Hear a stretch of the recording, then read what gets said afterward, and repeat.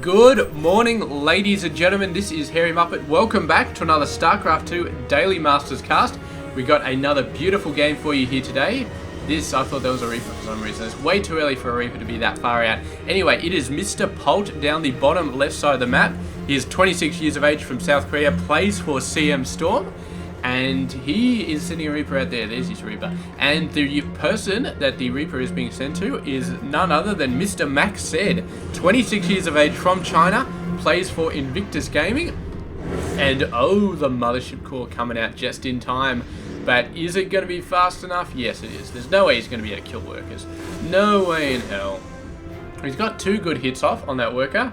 So if he plays some sort of fancy deal or something like that where he somehow manages to get in there and snipe that worker, maybe he'll have it. Oh, he's going for it. He's hitting some workers. Oh, he's doing something. He can't actually get in the back because those buildings are blocking him. So very, very nice building placement.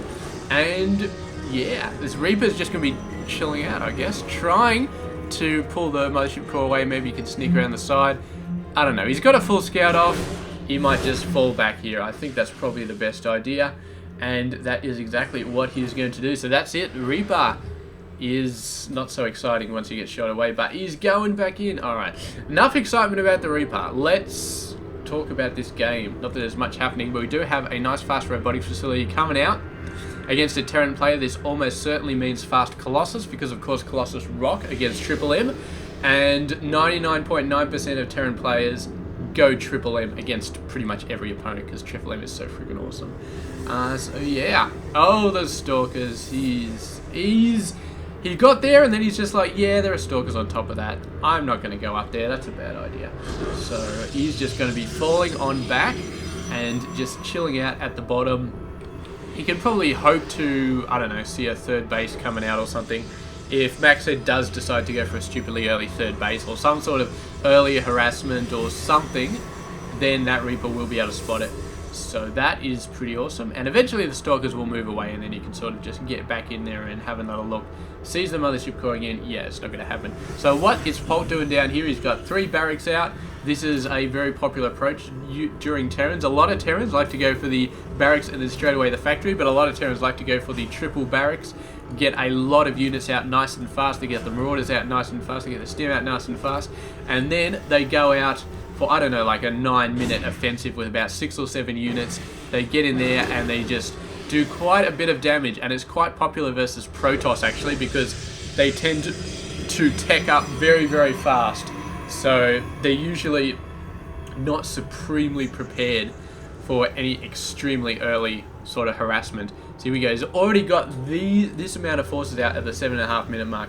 And Stim should probably be out by the time he gets over there, I think. So anyway, this is going to get scouted though. The observer is going to see everything. And now MacSed knows that something is coming. He's getting his forces down there. Needs to be defending the expansion.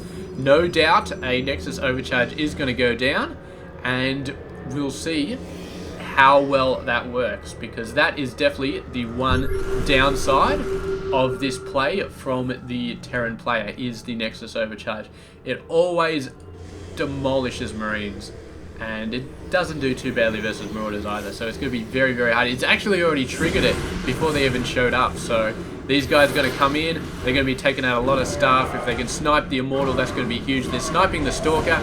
There we go. They killed almost everything, and they get up to the top ramp. Now is their chance to start destroying workers. They got a really, really good job. The Nexus overcharge once again, so this is definitely going to be a one-way trip.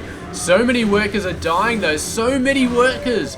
He's done an insane job here. Absolutely insane. 14 workers went down in that one attack. He lost a lot of units, but he destroyed everything in MacSed's army apart from the Immortals. So he did a ton of quick damage. You saw how fast that Triple M shredded through the Stalkers and the Zealots, man. Absolutely demolished everything. Demolished isn't even a strong enough word. They obliterated that Protoss force. And they could have hung around and destroyed the Immortal, but they're just like, you know what? Let's go up and kill some workers instead. And 14 workers died in that exchange. So, yeah.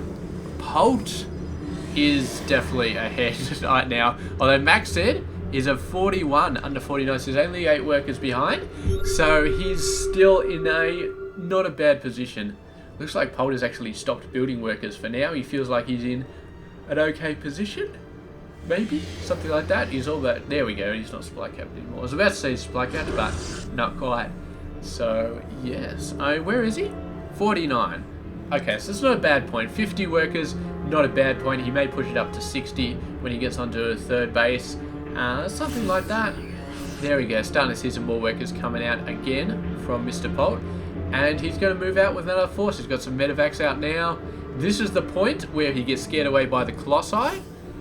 Or he gets in there and he snipes the Colossi with his Marauders. Either one is a dubious prospect. I do not know. I mean, the fact that MacSed doesn't have almost any Zealots or Stalkers, that they all basically got taken out, is going to be tough. But he does have 3 Colossi, and I think by themselves, these guys should be able to hold on quite well. The question is, are we going to be seeing drops from Polt? Are we going to be seeing a lot of drops coming out? And yeah, that could definitely screw with Mr. MacSed, because he's going to have to split his force up. He's already split it up, actually. We got 2 down there, we got 1 over here. So very, very good idea to split the forces up, just in case there are drops, so you're covering both your bases. And the problem with this sort of play for MacSed is it's going to be supremely hard for him to get his third base in the next couple of minutes. It's going to be so bad. There's a Marine watching there, there's a Marine watching there. They are going to wreck any probe that comes across to build a base. And MacSed is so worried about a drop right now. Like, he's very, very worried about a drop, that building a third base is probably the last thing on his mind. And that is the point of this entire play, is that Polt wants MacSed to be scared. He wants him to not be thinking about a third base, because you know that Polt has a third base, and you know that Polt is going to be all over this macro situation. There we go. He's up to 61. MacSed up to 47. He's pushing out. There we go. The Marine is going to be seeing it. He's going to push out, destroy this Marine. So he's sort of pushed Polt back a little bit. He's realized that there's not going to be a million drops coming down every single second. So he's got to push out. He's going to get that third base. And now it is Polt's play. Polt has to decide, what am I going to do in this game? Am I going to go for drops? Am I going to go for the heavy-handed ground-based attack where I just go in and own everything? How many Vikings am I going to get? The answer is quite a lot. He's getting quite a lot of Vikings, which is good. And yeah, it's basically just Polt getting the army and deciding on what to attack. And we'll have to see how he does at that, because I don't think, this is just a feeling I have, but I don't think that MacSed is going to be pushing out anytime soon to assault Polt's bases. I really, really don't. He's just too much on the back foot. Anytime you see them splitting the army up like this, worried about drops, your opponent is on the back foot. And when they're on the back foot, they do not move out, they do not attack, they do not assault bases. The only thing we could possibly be seeing is Zealots being shoved in through pylons, just sending Zealots out to random bases, which we probably will see at some point, just for a bit of harassment. Trying to fake the main army out so he can snipe this base. It has worked, sort of. He's sort of ducked his force out. MacSed taking the bait, and meanwhile, his base gets destroyed. I don't think that was even a cancel. I think that was just a straight up destruction. And beautifully, beautifully orchestrated by Mr. Polt. And that's delayed the third base even more. And right now, Polt is all over this game. He is doing a beautiful job of everything, basically. Absolutely everything. We got 67 over 47, 20 in the lead. That's pretty huge. The army size, not too much ahead, but it's ahead enough, and it's only going to get bigger.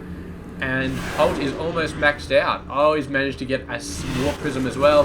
Look at these guys. I think a drop was about to happen, but it seems that MacSed actually caught it out. So, unfortunate.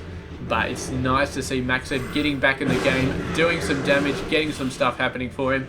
And now this may be the opportunity he needs to actually do something. If he can take out a base here, that would be huge. I don't think he's going to be able to take out a base, but he can definitely turn some pressure around on Mr. Polt. We'll see how the Stalkers deal with the Vikings. Are they going to be able to take him out? They're not really focusing on him. They're starting to focus on him now, which is good. But we will just have to see. The Vikings right in the midst of everything. They're going to be taking some serious damage, but they don't care because there's only one Colossi left. The one Colossi does manage to survive, and now Polt is in a little bit of trouble with active Colossus support and a whole bunch of Stalkers. He's having quite a lot of trouble dealing with these guys. The Marauders starting to have to fall back, and MacSed definitely... Oh, the Widow Mines! Oh, doing so much damage. and Polt comes out with some workers. A little bit of a desperate move here, but I think he should be able to do something here. Although there's so many units dying in Polt's army. There we go, some fresh reinforcements hopefully will be enough to see this through. And there he goes. His zealots are just owning him so badly though, close range. He's going to do some beautiful, beautiful stim micro to get them out of there.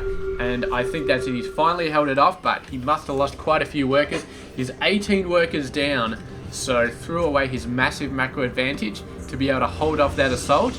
And we're back to a more even game, although the army size is still quite massive for Mr. Polt. Quite sensationally massive. So where is all this army? I think he's just got an insane amount of macro. I think his barracks numbers are just through the roof.